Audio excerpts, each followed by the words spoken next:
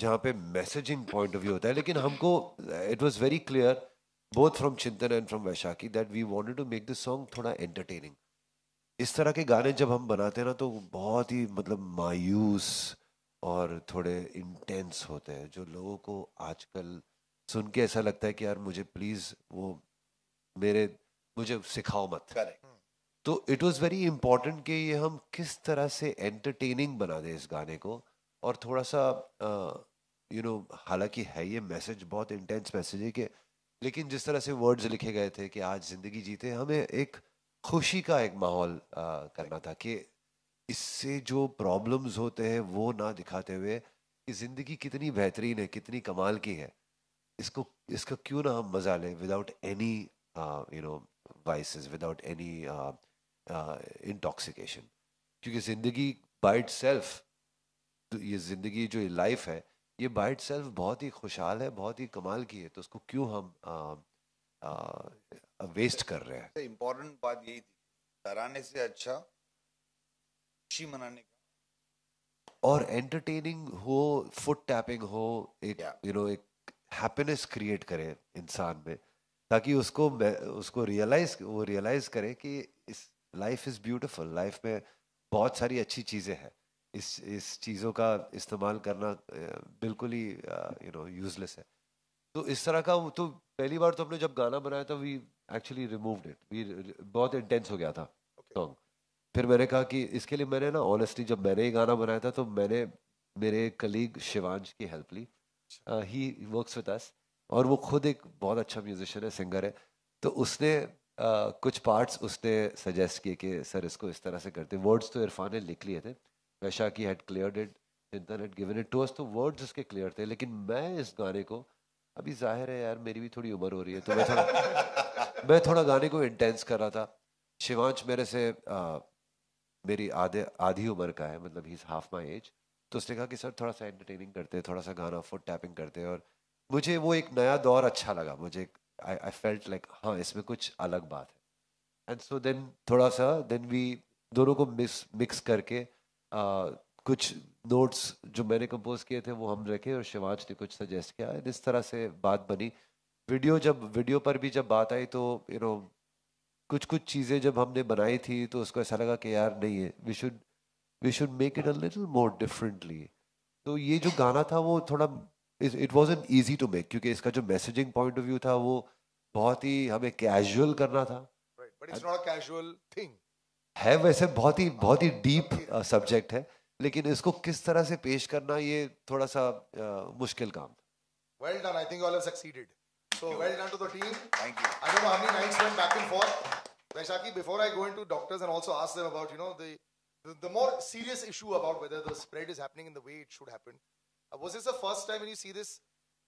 Like the key words that are coming in your head were saying, okay, I like. Like तो ठीक है यार, अभी ये नया एक नई सोच है, एक एक नया साउंड है, तो क्यों ना इसको भी अपनाया जाए। बिकॉज इट्स इम्पॉर्टेंट कि ये मैसेजिंग जो है वो बहुत ज़रूरी है। जो इसका सब्जेक्ट है, जो इसका जो मुद्दा है, वो लोगों तक पहुँचे, ये बहुत ज़रूरी था। और आजकल बिकॉज हिप हॉप लोगों तक पहुँच रहा है, स्पेशली यूथ तक। So I said yeah why not, whatever it takes to make sure that the messaging reaches out to the right target audience. And the guy who wrote it also wrote some amazing lines. I remember I reached out to Irfan. He wrote the lyrics. I was like, bro, rap भी लिखना है. वो actually Shivansh ने ही लिखा है। इसका जो rap है वो भी कि बोनी ने लिखा है, आदित्य, दोनों ने मिल के लिखा है। ओके, सो या इट वाज, मैं नहीं मान रहा था आखिर तक, बट चिंतन कन्विंस्ड मी कि नहीं सर कुछ रखेंगे तो अच्छा रहेगा। ऐसे ओके कूल रखते हैं। And I think the way इस फिल्म में आता है बहुत कैजुअली आता है और बहुत अच्छी तरह से आता है, जिसकी फील भी That's अच्छी the है। magic of Salim. Exactly, know honestly its team work यार, ऑनेस्टली टीम वर्क है। जो जिसने ये वीडियो बनाया है उसकी भी बहुत अच्छा, मतलब उसका हाथ है। नेम इज़ विपिन, चंडीगढ़ का है। और सब लोग का सहयोग कुछ अच्छी चीज़ करने में ना, टीम वर्क, जब जब लोग जुड़ जाता है ना तो वो उनकी एनर्जीज जुड़ जाती है और वो अच्छा ही हो जाता है।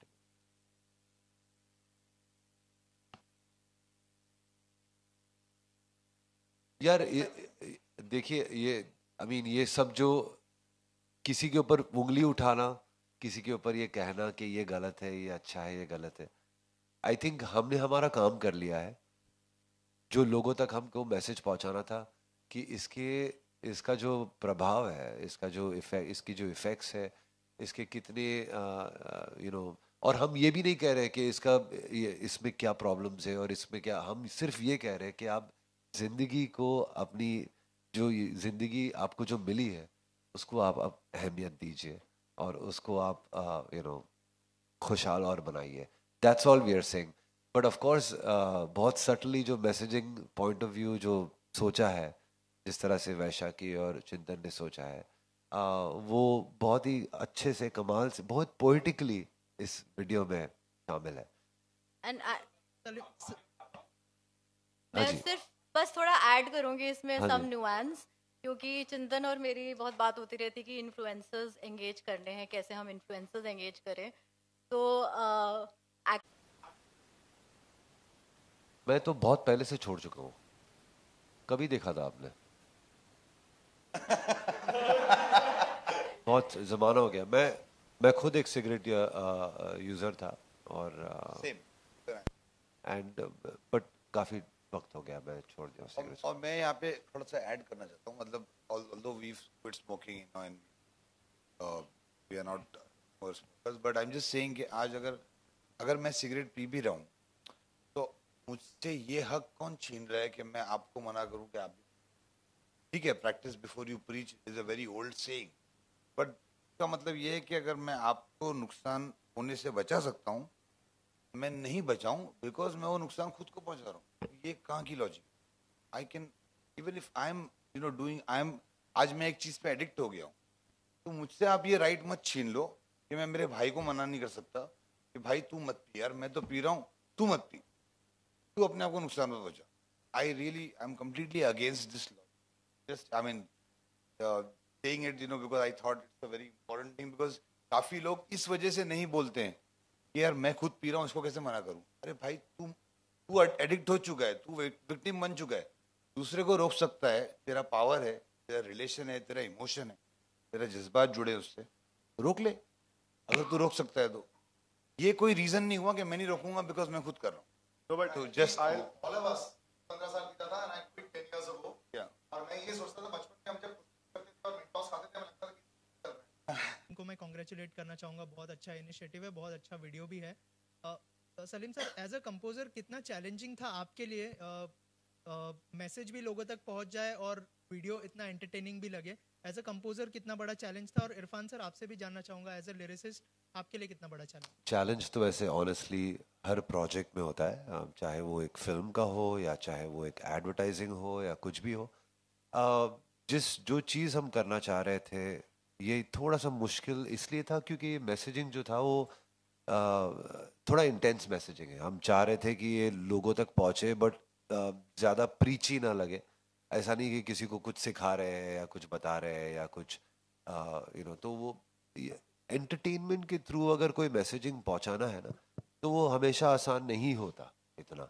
क्योंकि अगर आपको किसी को नचाना है या किसी को गवाना है या सिर्फ किसी के मन में खुशियाँ ले आना है, तो वो थोड़ा सा इजी हो जाता है बिकॉज म्यूजिक वो आम कर देता है, नेचुरली कर लेता है। बट कभी किसी को कोई चीज़ सिखाना हो या कुछ बताना हो या कुछ अब उसके दिल में कुछ जागृत करना हो, तो वो फिर थोड़ा सा और डिफिकल्ट हो जाता है। So yes, it was slightly more challenging than any other film and ad or any other musical project. पर जब नीयत अच्छी होती है तो काम अच्छा हो ही जाता है। सलीम सर, इरफान सर आपसे कुछ सवाल ऐड है। करना चाहेंगे? हाँ, तो से हमारा डिस्कशन हो चुका है। मैं आपको खाली एक शॉर्ट में बताया था, मेरा अप्रोच ये था कि मुझे खुशी, ब्राइट साइड दिखाना है। मतलब दो तरीके होते हैं ना, एक तो मैं आपको डरा दूं कि आप गिर जाओगे, और एक आपको बोलूं संभल के चलो। तो बात वही है बट अप्रोच अलग है।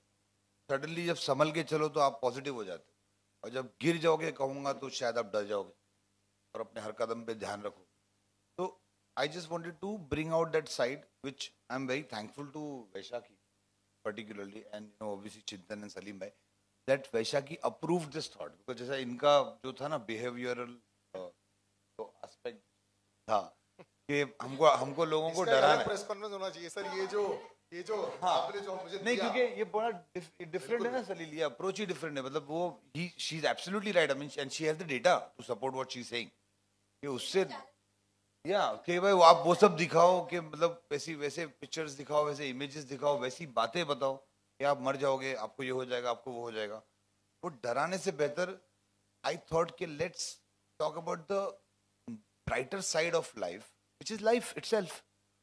तो that's what basically what the idea was. It was difficult to convince everybody, but then finally I'm glad that it's looking the way it is looking, and वो मैसेज शायद आई होप कि it will be send ago, because आज ऐसे गाने क्या है, लोग सुन के आप नॉर्मली भी आप ऐसे गाने सिगरेट पीते पीते भी लोग शायद सुनेंगे और एंजॉय करेंगे, बट वो कहीं ना कहीं वो थॉट प्रोसेस उसके इमेजेस आ जाएंगे वीडियो के, which will somewhere might hit people और इसके अंदर कहीं ना कहीं दूसरे लाइफ के सारे एस्पेक्ट्स भी अगर आप ले लोगे ना, तो हम तो ये बोल रहे हैं कि आप जिंदगी जी, let's love yourself, love your life, this is what the.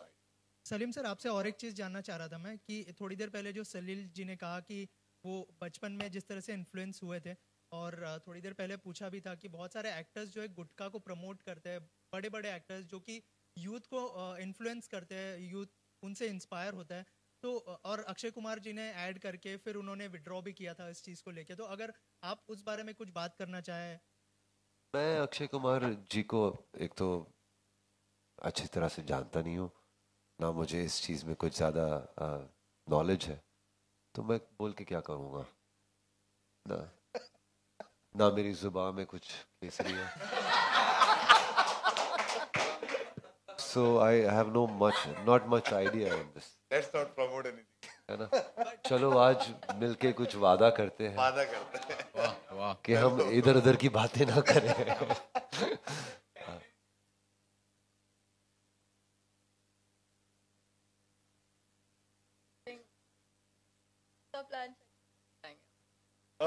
Yes, नहीं, बजट तो जब नीयत अच्छी होती है तो बजट हो ही जाता है यार।